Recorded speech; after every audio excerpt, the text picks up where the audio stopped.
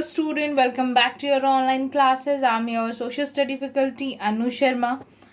आज हम last video में हमने चैप्टर नंबर 2 और 4 में आई थिंक सॉइल रिसोर्सेज के बारे में पढ़ा था। आज हम इस चैप्टर में पढ़ेंगे वाटर रिसोर्सेज के बारे में। लास्ट वीडियो में हमने सॉइल के बारे में पूरा पढ़ लिया था कि इंडिया में कितने टाइप के सॉइल्स है, किस तरीके से डिग्रेडेशन हो रहा है, किस तरीके से सॉइल इरोजन हो रहा है, कैसे हम सॉइल को कंजर्व कर सकते हैं। सो एक्सेट्रा चीज़ें हमने पढ़ी थी। अब हम पढ़ेंगे वाटर रिसोर्सेज के बारे में। So let's begin the chapter. क्योंकि जो वाटर है बहुत इंपॉर्टेंट नेचुरल रिसोर्सेज है हमारे लिए। जीवन के लिए पानी बहुत उपयोगी है और बहुत ज़रूरी भी है। जो टोटल अर्थ का 71% जो है वो पानी से घिरा हुआ है। लेकिन इसका मतलब ये नहीं है कि 71% जो पानी है वो पीने योग्य है। 71% जो वाटर है वो ओशन वाटर है, ठीक है, जिसे हम पी नहीं सकते हैं। और पीने के लिए जो पानी उपलब्ध है उसकी मात्रा कुछ 3 से 4% की होती है।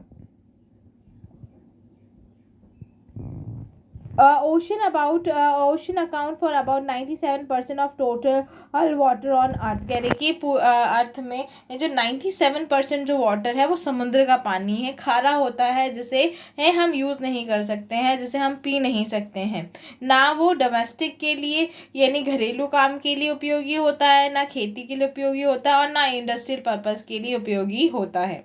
मैंने यहाँ बताया भी था कि सिर्फ 3% ही जो अर्थ का जो पानी है वो फ्रेश वाटर होता है, जो पीने योग्य होता है, जिसे हम क्या कर सकते हैं, खेती भी कर सकते हैं, पी भी सकते हैं और डोमेस्टिक यूज़ भी कर सकते हैं। 2/3 of the fresh water remain frozen in the ice cap and glacier.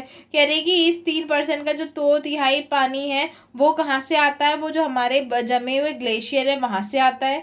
1% जो फ्रेश वाटर होता है वो अर्थ सरफेस अवेलेबल जो हमारी छोटी छोटी नदियाँ हैं इनके माध्यम से हमें मिलता है, ठीक है।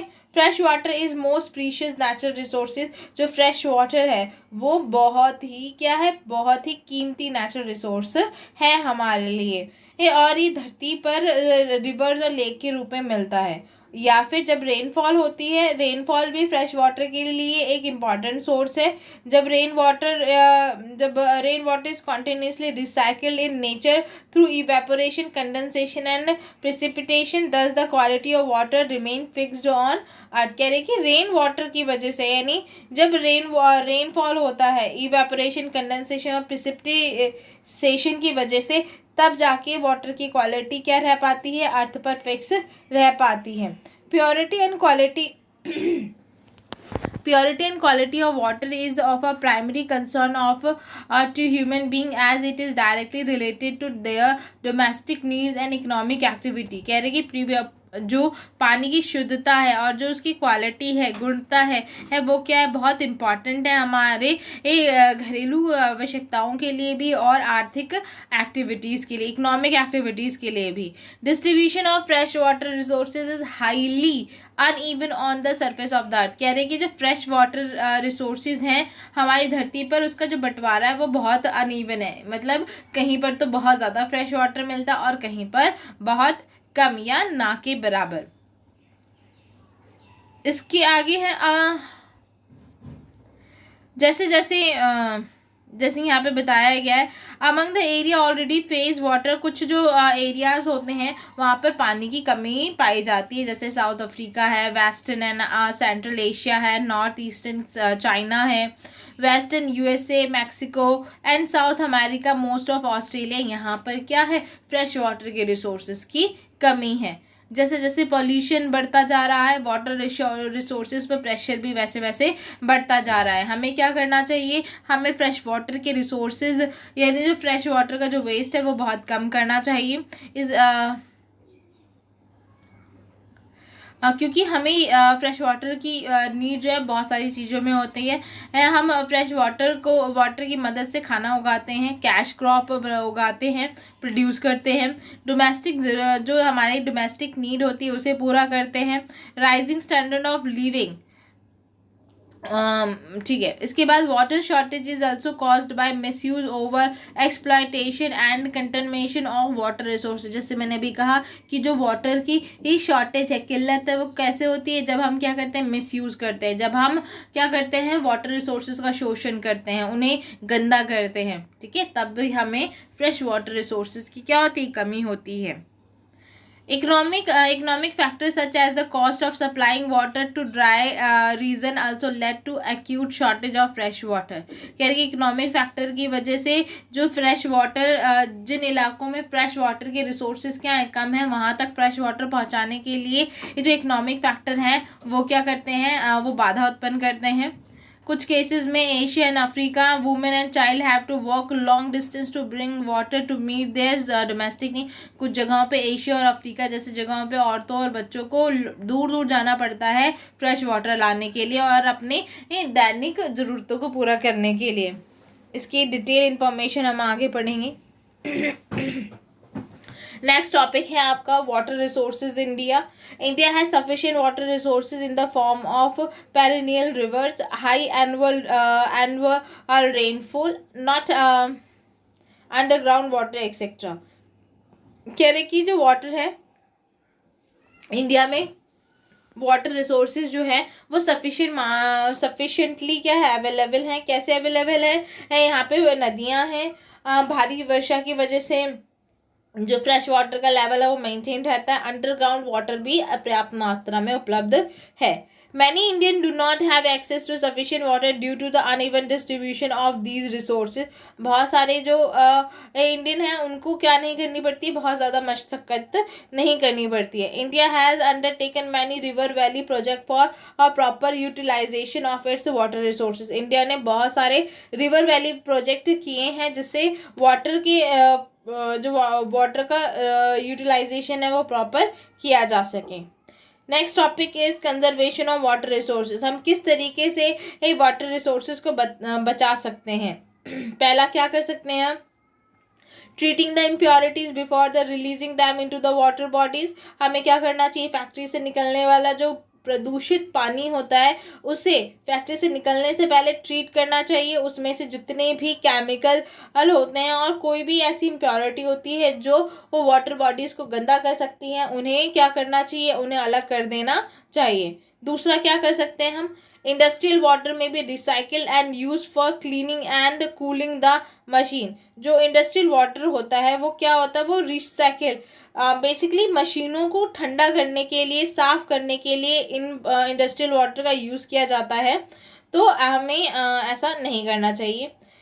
Domestic use wastage of water should be avoided. Domestic यानी घरेलू जो यूज़ करते हैं हम पानी का, वो वेस्टेज हमें क्या करनी चाहिए, कम करनी चाहिए। यानी ये जो पानी है उसे कम से कम वेस्ट करना चाहिए। हम क्या करते हैं, कभी नली खुला छोड़ देते हैं, ब्रश कर रहे हैं तो हम क्या करते हैं, पानी का नली खोल देते हैं, ठीक है, ब्रश करते रहते हैं और पानी चलता रहता है और वाटर वेस्ट होता रहता है। तो हमें ऐसे नहीं करना है।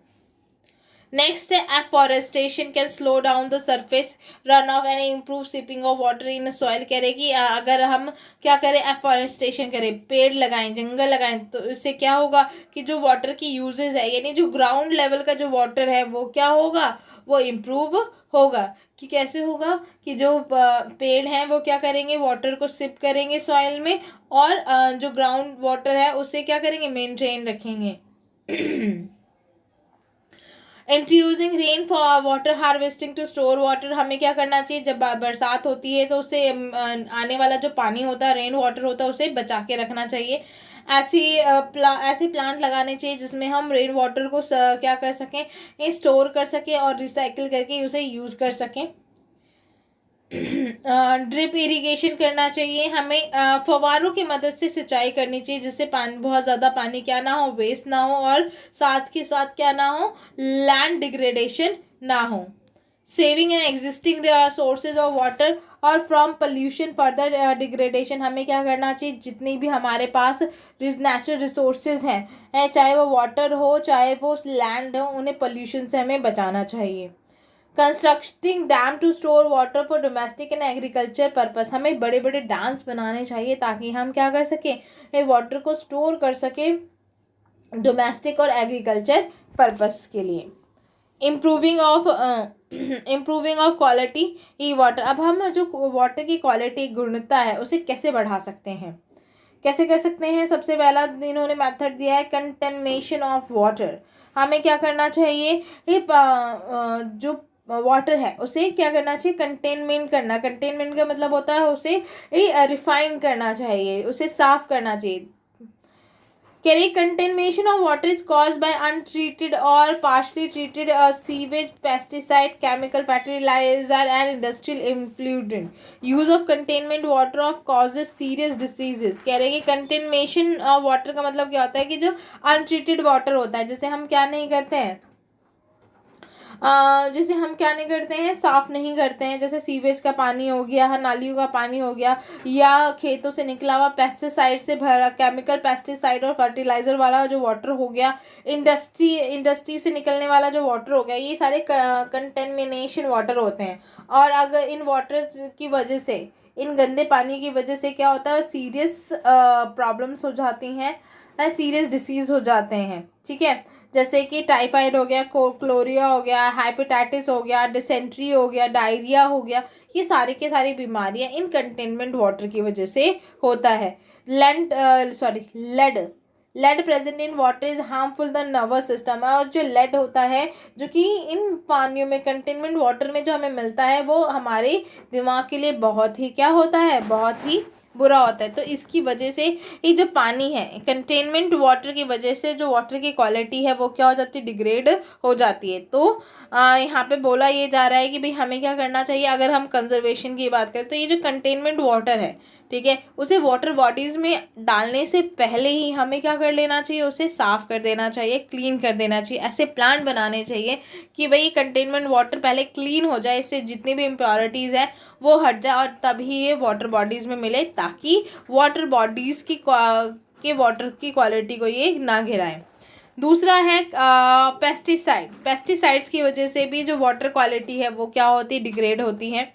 पेस्टिसाइड जो एग्रीकल्चर में यूज़ किया जाता है, एक्चुअली होता क्या है, जब ये खेतों में डाला जाता है, जब इसकी सिंचाई, जब किसान सिंचाई करता है, तो ये सिंचाई के माध्यम से ये पेस्टिसाइड खेतों से कहाँ पे मिल जाता है, नदियों में मिल जाता है, और नदियों में मिलने की वजह से जो नदियों का पानी होता है उसे भी प्रदूषित कर देता है। इसके बाद oil spills from tankers, leakage from petrol diesel tanks and cleaning fluid that are flushed down drain are responsible for the polluting soil and water। कह रहे कि तेलों का गिरना या जितने भी तेल टैंकर्स हैं उनसे तेलों का स्पिल होना, रिसाव लीकेज होना, पेट्रोल और डीजल जैसे टैंकों से रिसाव होना, और कोई भी क्लीनिंग फ्लूइड, कोई भी ऐसे जो फ्लूइड्स होते हैं उनकी वजह से भी क्या होता है, हमारा सॉइल और वाटर में पोल्यूशन बढ़ता है। Apart from drinking water, water used for another purpose like irrigation, electricity generation, industries and for animal, and also need to be free of polluted। कह रहे कि सिर्फ पानी, ड्रिंकिंग वाटर ही नहीं, सिर्फ पानी हमें पीने के लिए नहीं चाहिए होता है, हमें और भी चीज़ों के लिए चाहिए होता है, जैसे ये सिंचाई के लिए चाहिए होता है, इलेक्ट्रिसिटी बनाने के लिए चाहिए होता है, इंडस्ट्रीज़ में ये एनिमल्स के लिए चाहिए होता है। ठीक है, तो इन सब चीज़ों के लिए हमें पानी की ज़रूरत होती है। Water with iron dissolve calcium carbonite easily cordage the machinery used in industries. कह रहे कि वाटर में जो आयरन होता है और घुला हुआ जो कैल्शियम कार्बोनेट होता है उसकी मदद से उन सब चीज़ों को मशीनरी में यूज़ किया जाता है। It also adversely affect the generation of hydro electricity. ये चीज़ें जो हैं हाइड्रो इलेक्ट्रिसिटी बनाने में भी क्या करती हैं, उसे भी अफेक्ट करती हैं। Salt present in water is harmful for irrigation. और अगर क्या होता है, अगर पानी में नमक मिला हुआ है तो वो सिंचाई के लिए यूज़फुल नहीं रह जाती हैं। Human like animal too are affected for the containment water.